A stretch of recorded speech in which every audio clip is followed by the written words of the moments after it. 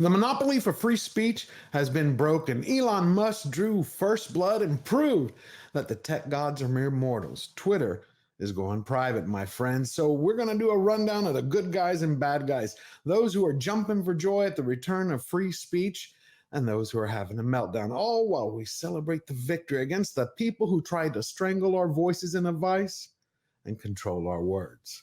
See, words are the keys to the kingdom. Words are symbols for thoughts. They have the power to make children smile, women swoon, and timid tyrants tremble. And when combined with will, words have the power to set men free.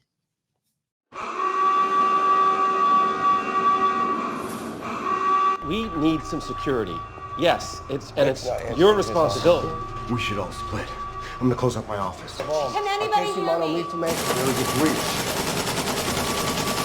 Burn everything! Burn it now! All right, burn everything. All the files, file cabinets. Safe.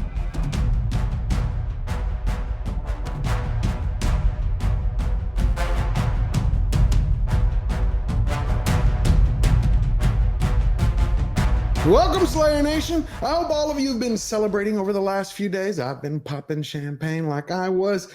Just turned 21, and it's my birthday every day this last week, ever since Elon Musk sealed the deal. Well, we're going to see over the next few months how this all goes. But I was just meeting with some friends of mine at a party. They're best friends of mine over 20 years. And half of them were thrilled, and the other half had this worried frowns on their faces. And I was like, what's up, guys? And they're concerned. It's like they're holding their breath. So I said the same thing I'm sharing here with you. Stop. It's going to be okay. Elon Musk is prepared. He's 10 steps ahead of the game.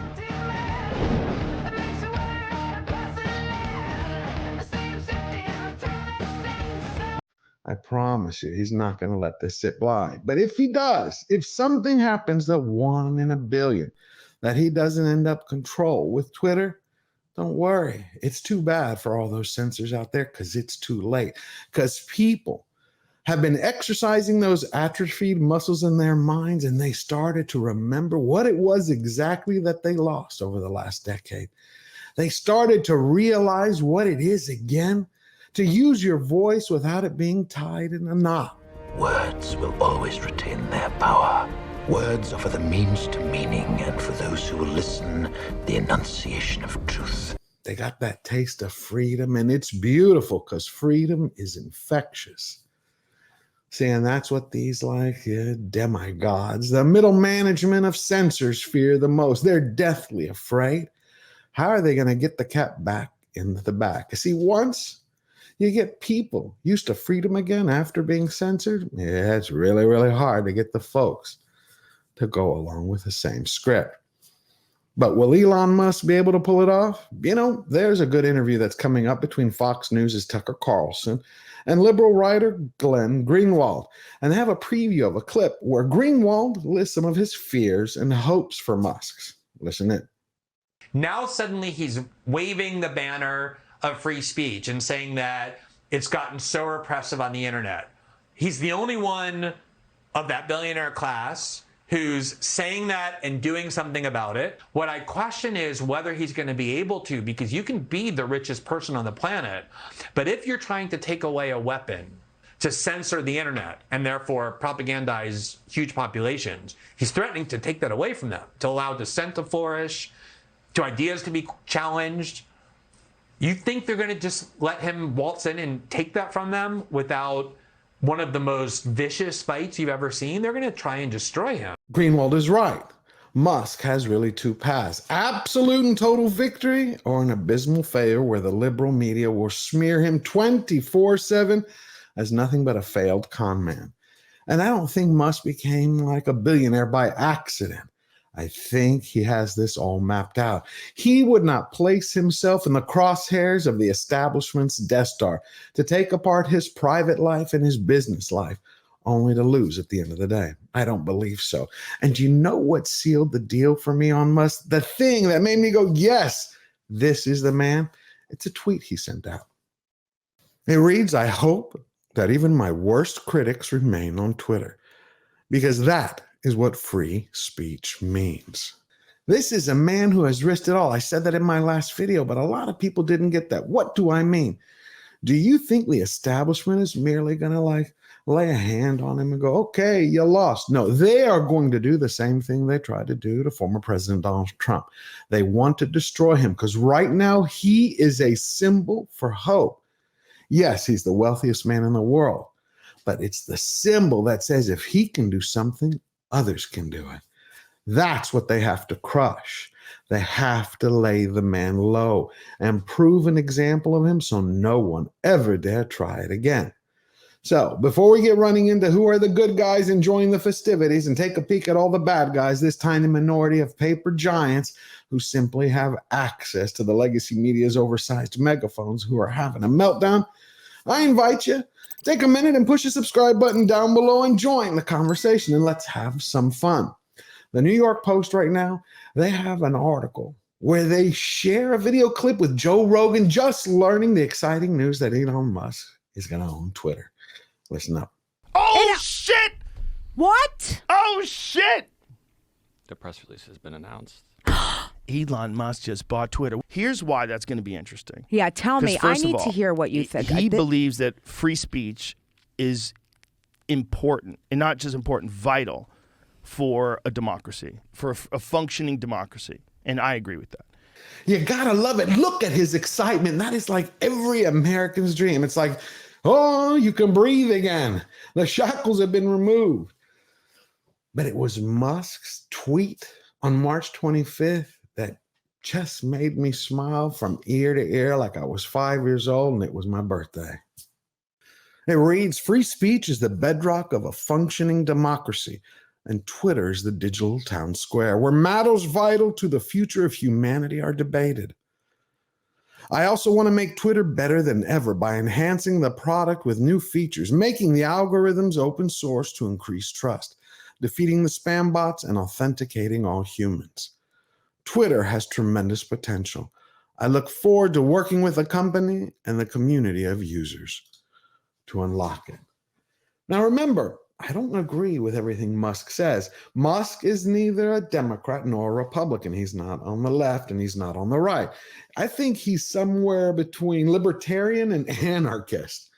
He's our Thomas Edison. He's an inventor, a genius, but he's one of the top donors to the ACLU. At the same time, he builds rockets. At the same time, he says, go to hell. I believe in complete free speech, which the ACLU at one time did, not the modern version. See, he's an enigma to them. He's a billionaire elitist who's not an elite.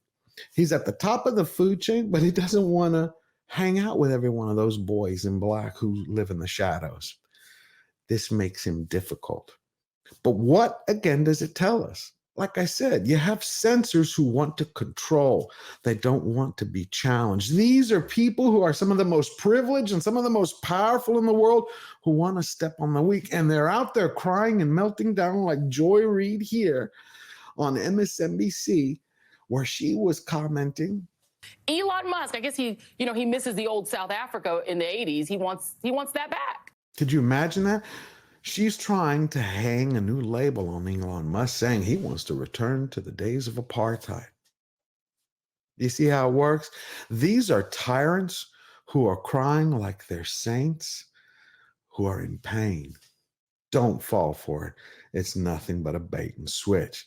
I love having conversations. I love debating. You know why? Because when my ideas, my beliefs, my ideology get out there and someone challenges them, I can find the flaws in it. They might point it out to me and say, hey, do you know you made a mistake here? And that is liberating. That's empowering. It's like freeing. You're going, wait a minute, I have made the wrong assumption, or maybe I made a miscalculation.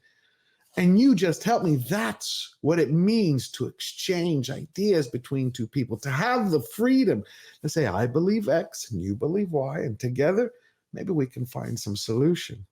But that's not who these people are. Think of them like they all are Amber Heards on the inside. They have a love and hate relationship with themselves, but they absolutely loathe the world. They just want to go to cocktail parties and laugh when they talk about how many people they shame today. So, will Elon Musk be the man that he's purported to be? If he keeps all of his promises, he's going to be a national hero. He's going to be a folk hero who returned the public square to the people and remade not only America, but the world a little bit brighter and a little bit better. We are at a pivotal point in history. It's not often that you live through those. Wait! No retreat! Hold the line! Free and unfettered speech has been the hallmark, the turning point of every major advancement in America, from our original founding, our liberty, to the civil rights movement, to the space program, to the medical and technological marvels and inventions that were created to improve our lives.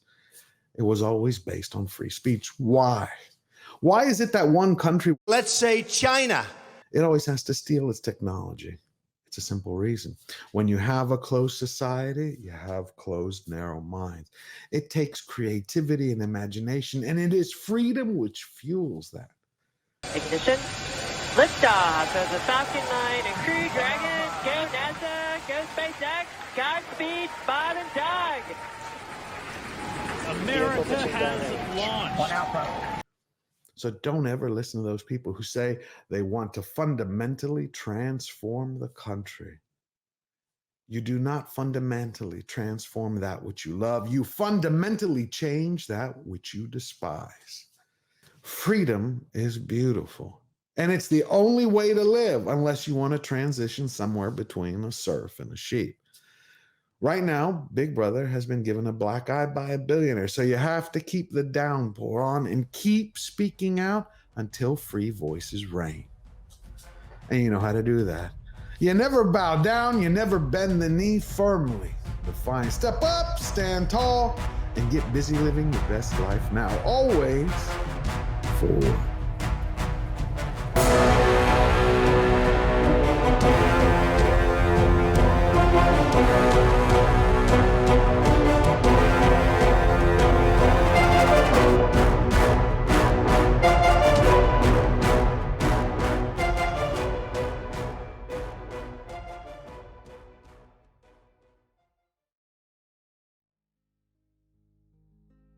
Freedom is beautiful, it's dirty, it's messy, it's chaotic and crazy, but it's the only way to live. Freedom is something to cherish. It's what my grandfather taught me after I returned from Greece, after my kidnapping. He took me to my very first Thanksgiving Day parade. It was freezing. I was holding his hand as we listened to the bagpipers going by, and we saw the police marching band, hearing their taps, you know, that metal clink on cement. All the sports and the athletes, cheerleaders, even in the cold. And you could hear them all. The crowd was going crazy. You could see your breath. I was squeezing his hand. And then way, way, way off in the distance, you could see coming around the corner these guys and all what. I knew it was the Klan. It was the 80s. You'd seen them before at different parades. They're always at the back of the line. And then I looked at my grandfather, Papu. That's what I called him. Papu in Greek, in English, it means grandfather. So I said, what are they doing here? I squeezed his hand. That's evil. What the hell is going on? It was the first time I ever cursed. And he was like, mind your tongue. And he said, what is it? He goes, just ignore them. And I said, you don't allow something bad to be here. It's simple, black and white. To me, that was it, extreme. On, off, good, bad. He's like, thank God children aren't running the world. He goes, you know what? I look at them and it turns my stomach. But he goes, I'd be angry, furious if they were denied to speak here. And I'm like, looking at him like, what the hell are you talking about? And he kind of smiled and he said, you know, if you don't allow the worst people to speak, one day someone's going to stop you from speaking. And he goes, you don't get it now. When you're an adult, you will. And now I completely understand.